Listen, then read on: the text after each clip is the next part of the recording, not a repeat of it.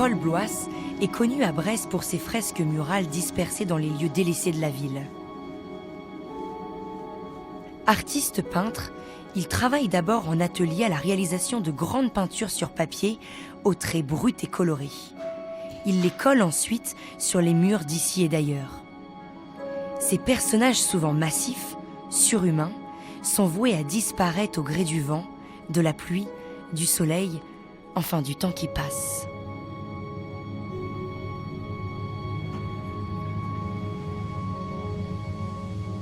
Et donc Paul, on est quand même dans un lieu assez insolite ici, interdit au public, donc c'est quand même... Je me sens un peu privilégiée d'être avec toi ici. Où est-ce qu'on se trouve exactement?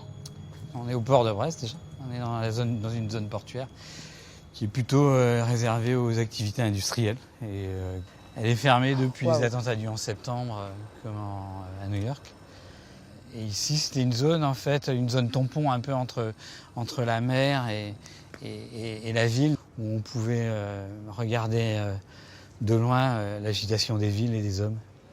Et puis on est dans un univers de ferraille, de débris, de chaos, quelque part, qui sont plutôt propices à ce que je fais. Puisque je travaille sur de la matière vivante, ce que j'ai sous les yeux un peu ressemble un peu à l'ébullition et à ce semblant de chaos qui est en train de commencer à envahir la planète, on dirait. Et là, en fait, ce genre de décor, c'est des décors qui te permettent de susciter ton inspiration, de te dire, punaise, j'imaginerais faire un collage ici, où ouais, ça tout à l'heure, te j'étais en parle. train de regarder le transfo là, et je me disais qu'il y avait un bon cadre. Comme je sais que mes œuvres vont disparaître, il faut que j'en garde une trace, donc je fais toutes les photos de mes boulots. Et donc, préalablement, je fais un repérage assez photographique et cinématographique de mon travail.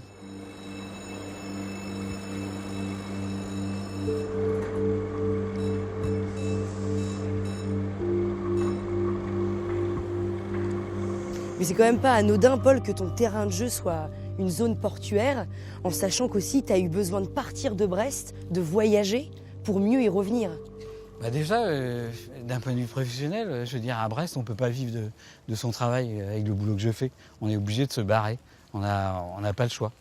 Je veux dire, c'est pas en faisant des Mickey qu'on va pouvoir vivre de son travail ici.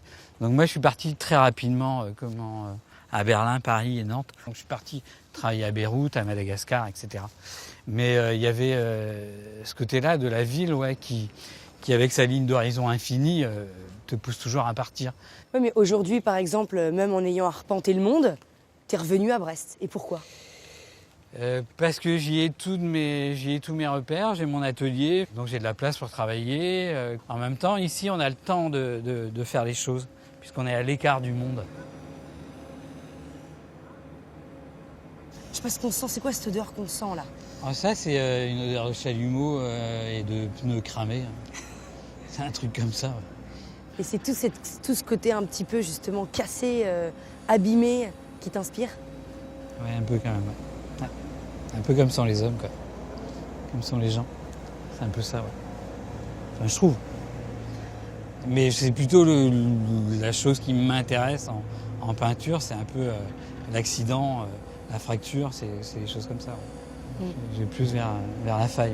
Ouais. Ouais. Et ça, c'est la vraie beauté de Brest, je trouve. Enfin, l'une des beautés, en dehors des gens. Et toi, tu te sens brestois aujourd'hui? Il y a un côté assez trempé, je dirais, quand vous voyez, par exemple... J'ai remarqué ton caractère bien trempé, en tout cas. Bah, je sais pas, c'est peut-être la pluie. Comment... brestois, ouais, enfin, je me sens vivant sur cette planète, en tous les cas. Et puis, c'est tellement important avec tout ce qui se passe, et puis la façon dont on la maltraite actuellement. Donc, ça serait bien de se retrouver un peu chez soi, un peu partout, je dirais, aussi.